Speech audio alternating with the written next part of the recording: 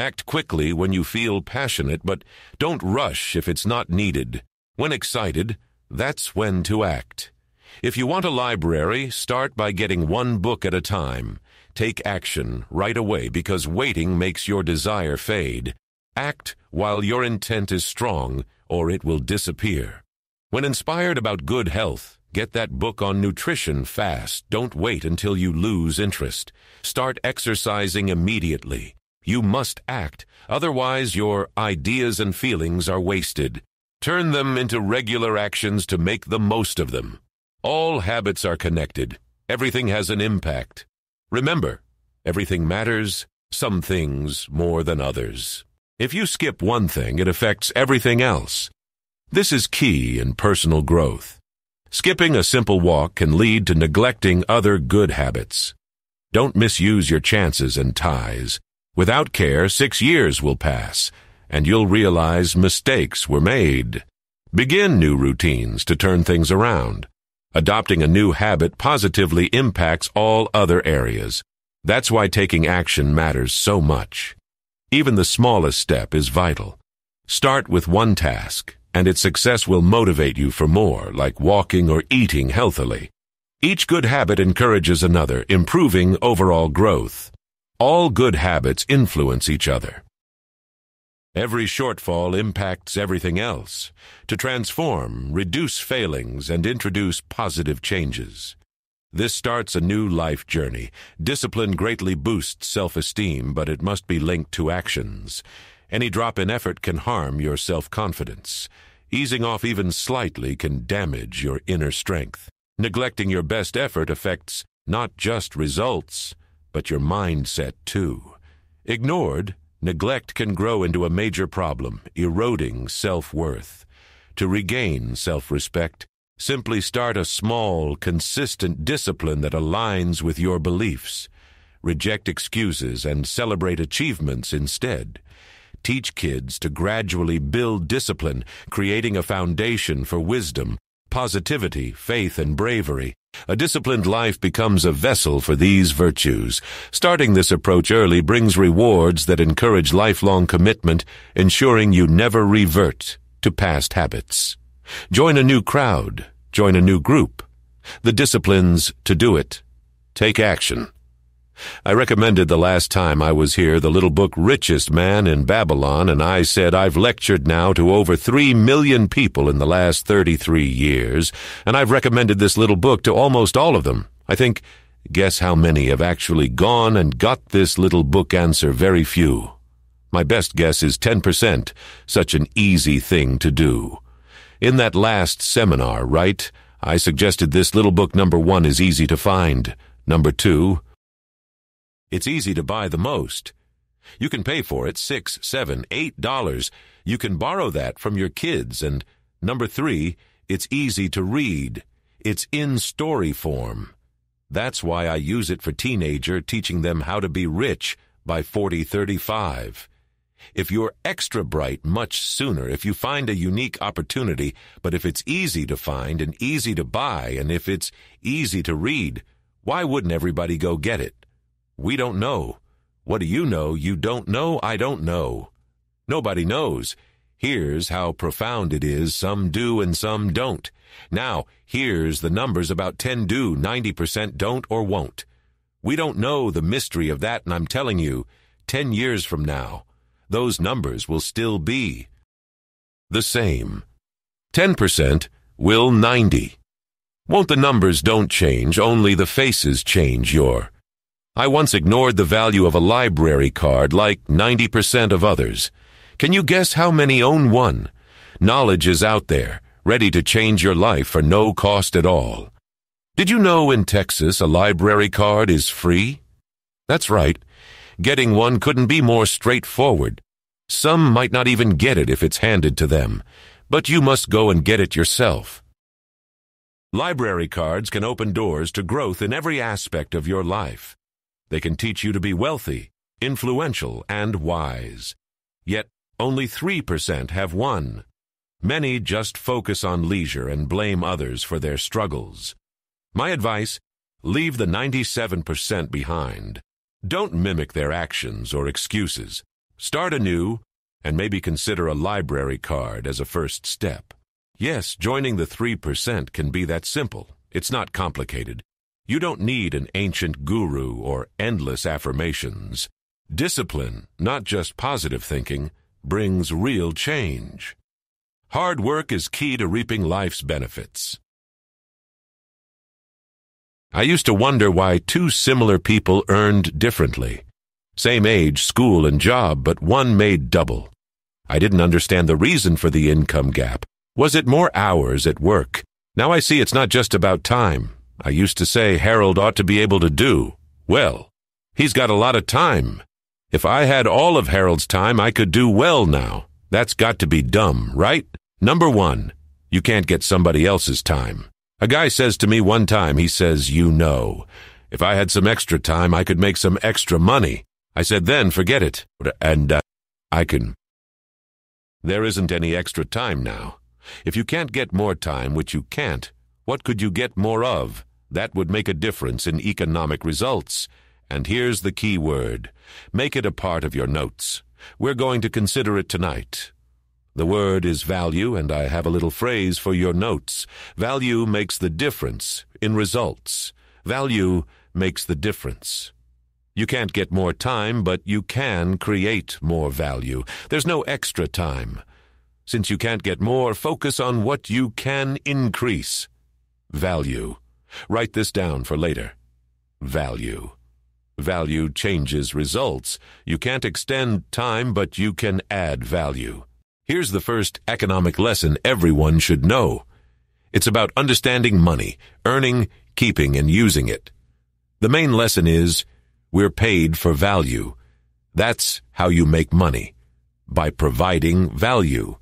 Now, 4 big life lessons to learn. Studying the important ones is key. At our seminar, we teach why some fail. They focus on small things.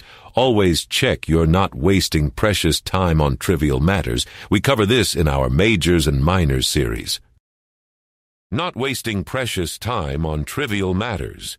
We cover this in our Majors and Minors series. They're old enough to understand what a dollar means, how to earn one, how to get one, how to keep one, what to do with it. First lesson of economics. We primarily get paid for value. That's lesson 1. Bringing value to the marketplace. That's how you get paid. Let me give you the 4 major lessons in life to learn. Here's 4 majors. It's good to study the majors. In our weekend seminar, we teach some people don't do well because they major in minor things. You've got to be on the lookout at the end of every weekend of every month. You got to check and make sure you're not spending major time on minor things. Hey, we go through that whole series, Majors and Minors. This is in it the 4 major lessons in life to learn here. They are: number 1, learn how to handle the winters. That's lesson 1. They come right after falls with regularity. Some are long and some are short, and some are hard and some are easy, but they keep coming. You must learn to handle the nights. They come right after days. You must learn to handle difficulty. It comes right after opportunity. You must learn to handle recessions. They always follow progressions for the last 6,000. See, it isn't going to change. Winter, when you can't figure it out. The winter when it all goes smash, the winter when it turns belly up, the winter when it won't work, when you've run out of money and you've got a broken heart. See, those are winter times. There's all kinds: economic winters, social winters, personal winters. When your heart is smashed in 1,000 pieces and the nights are unusually long, your prayers seem to go no higher than your head. It's winter time. You can't get rid of January by tearing it off the calendar, but here's what you can do. You can get stronger. Harold has lots of time. I used to think he should do well. If I had his time, I'd do great, but that's silly. You can't take someone else's time. A man once told me with more time he'd make more money. I told him it's not possible. There's no such thing as extra time. Since we can't have more time, what else can we get more of? Write down this important word: value. Remember, value changes your economic results. Value is the key to better results. We can't make more time, but we can create more value. Here's the first economic lesson. Understand the value of $1. The main way we earn is by providing value to others. Here are 4 big life lessons. Focus on the important things. Some fail because they focus on small things. Check regularly to avoid wasting time on these. Now, let's learn about life and business being like seasons. That's the first idea. Life is like seasons. Sinatra also says life is like seasons. Second, you can't change the seasons, but you can change yourself. That's how life improves, by changing. I wrote a book with 4 major life lessons. First, deal with the tough times. They always come and vary in length and difficulty. You must handle the bad times, which come after the good ones. You must face challenges that follow opportunities. Learn to deal with downturns. They always happen. We need to learn to cope with different winters. Confusion, failure, heartbreak. There are economic and personal winters. When you're heartbroken and nights feel long, that's winter. But while you can't skip the tough times, you can grow stronger. You can get wiser and you can get better. The winters won't change, but you can, and that's how life changes for you. See, before I understood when it was winter, I used to wish it was summer. You can become wiser and improve yourself. Seasons don't change, but your growth can alter life. I once wished winter was summer. When times were tough, I wanted them easy. I didn't realize until Mr. Shoaf shared his philosophy. He said not to wish for easy, but wish it to be better. This idea changed my life completely. Lesson 2 is about spring, a time of chances. Spring always comes after winter. It's predictable. We should use this opportunity well. Opportunity follows tough times like day follows night. Remember these words. Take advantage. Spring isn't a guarantee you'll succeed in fall.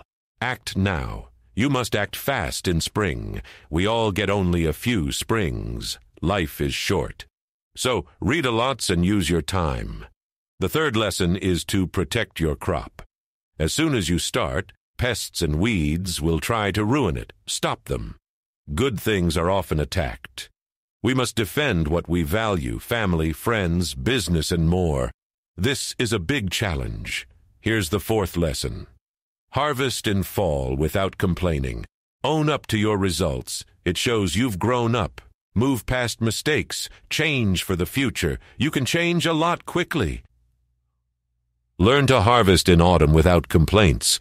Own up to your outcomes. Accepting responsibility marks adulthood. Reap your rewards or face failures without excuses. That shows maturity. The past is fixed, but your future isn't. You can change dramatically soon. Open yourself to change. Your skills and potential will grow. You have yet to discover all your abilities. As you progress, you'll achieve the unexpected. Goal setting ignites this transformation. When you want something enough, solutions appear. I can't explain it, but it works. Give yourself the chance to reach your full potential. Here's some wisdom from the Bible on getting what you want. Just ask. Of all life's skills, learn to ask. Asking means defining your desires. The formula is simple but profound. Ask, and you shall receive. We should consider this advice. You don't need to know how everything works, just use them. Some study, others enjoy the results. It's about what part you want. Asking starts getting things. Getting is easy. It happens on its own. So, if that's not hard, what is? Not asking is the issue, he realized. He worked hard but didn't know his life goals. There's a lot to get here, like an endless sea of success. It's not limited, so when you ask, there's enough. But some only take a little from this ocean with a teaspoon. Instead, bring a bucket to fill up more. When asking, do it smartly and clearly. Define what you want well. Clear goals attract more. They need purpose. Ask, what do I want and why. The why gives strength. Also ask with hope, like a child believes they can get anything. Keep that faith and excitement. Be eager and curious like children are. They ask many questions and are always excited. Stay that curious and keep learning. Look around for unnoticed people or skills. Some might need recognition or help. See who needs lifting or your time. Then, look at your work and opportunities. Your effort can create miracles. Don't miss chances you overlooked before. Finally, watch out for doubts. Don't let negative thoughts stop you. Ignore any excuses and face challenges. That said, there were two nice people. This is not a story of one bad person and one good person. The storyteller says, this is a story of two nice people, however, and I want you to underline the word, however, because that's the drama of life, however. One built his house on the rock, and the other built his house on the sand. And sure enough, the storms came as they always do, and the one that built his house on the rock was saved. The person who built his house on sand lost it. It means good people can make bad choices. We all face temptations. The great prayer asks to avoid temptation and evil. Imagine a customer lives opposite you. You may say, I'll help because I'm close. Ignore the tempter, stay strong, and don't doubt yourself. Ignore thoughts that say your dreams won't happen. Now think about your skills and talents. Maybe you've started developing them. You've come far to be here. Ask yourself what more you can learn or improve. What could make you better for yourself, family, or work? Also, look up to God or a higher power. Rely on spirituality. It can do wonders sometimes. I get letters saying people pray for me while I travel. It's amazing. Someone far away might be praying for me. Look up for support. It's part of being human. Work on improving yourself more than your job. Learn from everything around you. Later, choose what matters to you. But first, get the knowledge and start changing yourself. If you change, everything else will too. You'll grow over time. You can improve a lot in life with family, friends, and hobbies. Commit to change. It's worth it. Now, let's talk about goals. Mr. Shelf taught me great goal-setting tips to share. Setting goals is linked to personal growth. We'll see how as I explain. When setting goals, think ahead. Consider 4 attitudes. First, learn from past mistakes, but don't let them weigh you down. Feel good about the past and use it to learn. Then think positively about the future. Plan well for an exciting future. Most people worry about the future because they haven't planned. Face the future eagerly by planning. Let's discuss setting goals. First, decide what you want. Take time to figure out desired skills, income, places to visit, and new habits. Think about it, then write everything down. Keep your old goal lists. They show growth. Cross off achieved goals and enjoy it. Add excitement when you achieve something. Having a list and planning makes a difference. A clear, strong promise makes the price worth it. It's just a few books and disciplines. This price helps improve your life. It helps you grow, change, and develop. First, create a strong promise for yourself. Then, see what you need to give. I say it's not hard. Anyone can afford it, no matter their background. Your race or religion doesn't matter. If you're clear about what you want, like goals and dreams, it's easy to achieve. Write down what you want, seriously. Everyone can pay this price. I'm proof that if I can do it, so can you. I came from a simple place and changed my life completely. Set your own goals. They help you grow as you reach them. My teacher told me to aim to be a millionaire, not for the money, but for personal growth. Becoming rich isn't about the cash. At 31, I lost everything, but by 33, I learned a lot. What matters is who you become, not what you get. Set goals that challenge you. Don't aim too low. You won't learn or grow. And never give up your values for success. Find a balance to reach inspiring goals and improve yourself. Let's talk about getting rich by 40 or 35 for smart people. Even faster if you find a chance like me. I'll show you how I gained financial freedom. Some worry about saying rich or wealthy. I prefer financially independent. It's our right, especially in America, to be financially free. Financial independence means living off your money. It depends on your lifestyle needs. Whether it's a few thousand or much more, earning from your resources is key. I'll explain how to achieve this. Starting at 15, you have 20 years until 35. This is enough time to gain financial freedom. If you're not there yet, maybe your plan is wrong. At 25, I was broke but nice. My bad financial plans were to blame. I changed them and became independent in 6 years. You can too, even quicker if you wish. Firstly, have the right outlook. Gather knowledge. Decide what's valuable. Create good philosophies on life, health, family, and money. The right thoughts will guide you, unlike my first broke years. Here are 2 mindsets. The poor spend, then invest leftovers. The rich invest first, then spend what's left. Amounts don't matter as much as the philosophy. Prioritize investing over spending. Now, what should a kid do with $1? There's debate, but here's my view.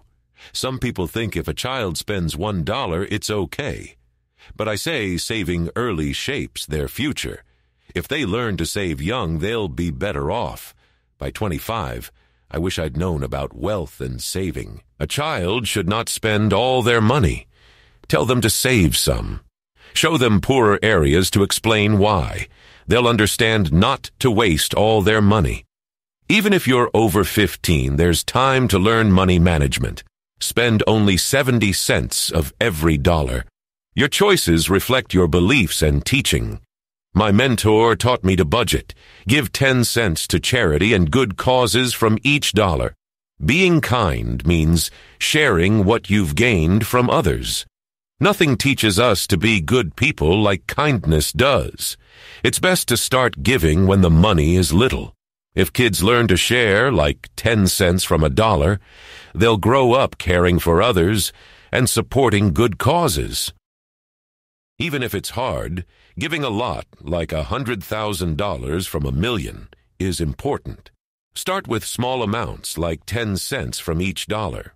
This part of your money should be used to make more money. It's called active capital. Earning a salary is fine, but making profit can make you rich. So save some of your earnings to invest. I'm writing a book for kids about this. The book's title might be Kids Should Pay Taxes. In California, kids pay tax on things they buy. Even young kids pay taxes here. My book will discuss if this is right. Nothing comes without cost. To use clean sidewalks, not muddy paths, we must pay taxes. Save another 10 cents from what you earn to try and make profits. There are many ways kids can earn money, like renting out an extra bike. Remember, earning a profit can start earlier than a salary and has no limit. Profits can grow fast, so they're better than a salary. A salary gives you a living, but profits can make you rich.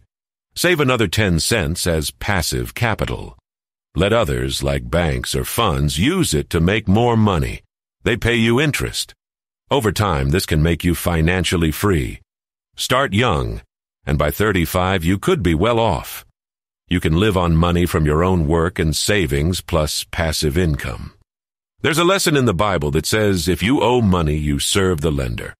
To be strong as you get older and maybe start a business, aim to be the lender, not the borrower. The lender is in control. Teach kids this early on so they'll want to be lenders, not just spenders. Being just a spender will lead to pity. Save and lend 10% of every dollar you earn. Teach children to make money too. Find something like a broken wagon, fix it up, and sell it for more. This teaches profit-making and improving things. Important in America. It helps others too. Let others borrow your money to make more money. In America, we believe people should control capital, not the state. Kids and people should have capital to grow businesses. This idea gives us hope for the future. Remember, being financially free also means having a good attitude about money. My mentor taught me to stop saying I hate paying bills. He said, "Mr. Owen, you don't like to pay $100 on an account to cut debt and grow assets." I disagreed. He asked if I'd enjoy paying bills, reducing debt, and growing assets. He said a good attitude is key. I used to hate taxes. Mr. Schoaf said they support the system. It's better to have a fat goose. Now, I'm a happy taxpayer even though I think taxes are high. I'm trying to lower them for our future, but I still pay my taxes willingly. Doing our part keeps things running. I want these topics to help you. I hope they mean something to you. I want you to be financially free and feel good about yourself. If we meet, show me your goals and what you've achieved. Tell me about the books you read and skills you've learned. Tell me how you've grown in confidence and ability. That's my wish for you. Here are 4 questions to consider. These questions were important to me, and I want them to matter to you, too. Let's start with the first one. Why do we all question the need for hard work? Why enroll in so many classes? Why spend years in school, right? Why bother taking notes? Why read all those books? Why strive that hard? Why endure tough exercises and discipline? Why exactly? A great response to why is another question. Why not? Why not find out how many books you can read? Why not discover how many classes you can attend and skills you can learn? Why not see your worth to the job market, friends, and family? Why not find out what you can achieve? Why not explore how far you can reach, see, earn, and share? In America, we have the chance to see what we can create of our lives. Now, I can't ask you this next question face to face, but take it personally.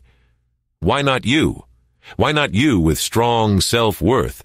Why not you setting goals and changing?